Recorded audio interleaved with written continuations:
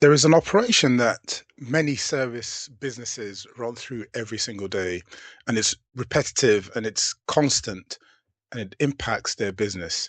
And sometimes it costs them sales.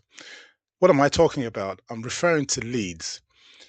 When people and organizations reach out and they say, we want more leads and more leads, more leads, invariably what we find is that actually the problem they have isn't to do with leads, it's more to do with how they handle the leads they do get.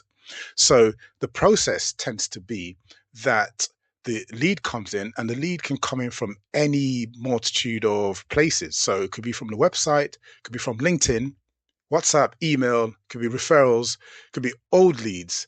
How you handle each one depends on the process you've got in place. Now, one of the issues is that the inquiry would come in, they read the request, they qualify the inquiry, they try and identify gaps, and then they decide on what to do, whether to update the CRM or respond to the lead and then update the CRM much later. So the issue isn't so much whether they know what to do. Of course, they know what to do, is their business. The issue is that you are running multiple operations without actually realizing. Because it occurs to you naturally, you think, well, this is just a normal way of doing things. But actually, what you do need to be considering is, am I handling all my leads in a consistent way? And it's manual, it's repeated, it's inconsistent because different people are handling your different leads. And even if you are the business owner handling every single one of your leads, you may think that you are consistent, but there will be times when you're either tired when the lead comes in, or you've left it till the end of the day, or you've decided you'd respond to the lead 24 hours later or the day after. After all, you've got the time, or they've got time, or you've got your different lead times before a lead must be responded to. So slow responses, that can impact your sales. Weak qualification, if you don't know if the lead is actually right for you and you're burning time trying to process somebody that's just making an initial inquiry, then that's costing you time. Invariably, that costs you money. And then sometimes you miss the follow-ups and you don't hand over to the right team members for the larger businesses. Now, the leak isn't actually the generation of your lead, because that lead has come in. It's just that you've handled that lead really poorly. So, what happens and what do you have in place for when the lead has arrived? If you've paid for marketing and advertising and all of the social media fees are coming in, and you're dropping most of them, then you are wasting money potentially. So the weak version of how you'd handle a lead is, oh, thanks for your inquiry. We'll be in touch soon. Now that worked 10 years ago. That worked 15 years ago. At some point, that was innovative. But right now, you've got tools and agents in place that can help you sort through every single lead within seconds. And the type of knowledge and intelligence you want from the lead that comes in is, you want to know upfront if they're are likely to be a serious lead, if they are a priority lead, if they've got money to spend, and how close they are to actually paying you the money that is the point of you running that business. So you can have agents in place that would receive the lead and then start to qualify the lead immediately. And you can use things like chatbots, some automation, email processing, stuff coming in from Facebook, and handle that really, really quickly. So whilst the lead has just submitted their inquiry, you can respond within 30 seconds. And at that point, the lead themselves is thinking, well, this is amazing. I can respond quickly and get my itch scratched immediately. So you create a follow-up sequence. You create a system of handling any gaps in the information that you receive. So a smart inquiry system would look like this: the lead comes in, it's read by a system, it's classified based on the rules that you've set up instantly, and it routes that lead into certain categories. So respond immediately, urgent, or transfer to a human for a human to do the close.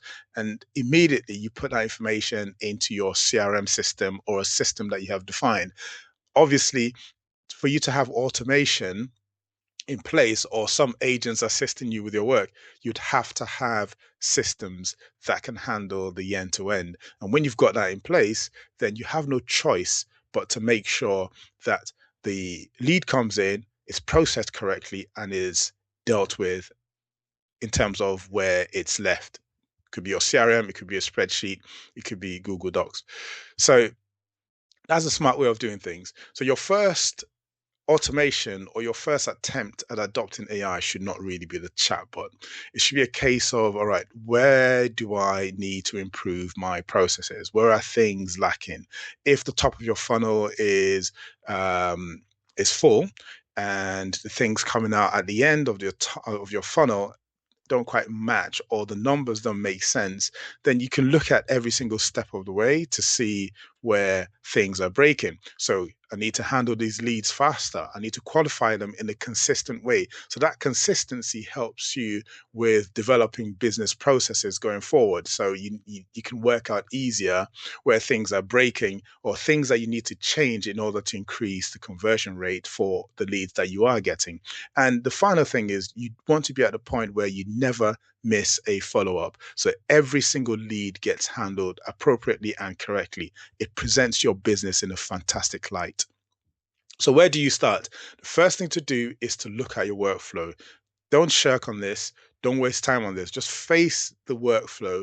And we find that some business owners are actually scared to go through this process, but you have to do it for your business. Find out where things are breaking. Find things that you could, if you had a human do it for you, what would that point be? So if you look at your entire process, you might say, actually, I don't like having to qualify these leads uh, after hours, because that's what some business owners do. Then identify that, document what that person would do for you. What does qualifying your leads actually mean? Then you can reach out to somebody that can help you develop that automation, or you could do it yourself as well. So the question is, what happens every single time a new inquiry comes in? So that new inquiry and what happens is the repetitive task that you need AI to help you automate. If it's the same thing that happens every single time, then get yourself an agent, give it a name, and watch that agent do the magic for you. So your best first automation is ready. You know your business better than anyone else. Think about, how quickly do I want to respond to my leads? What happens if my lead has to wait for 24 hours? If you don't like the answer to those questions, then you need to start looking at a solution. And the solution could be AI. The solution could be automation. The solution could be do nothing, hire more people.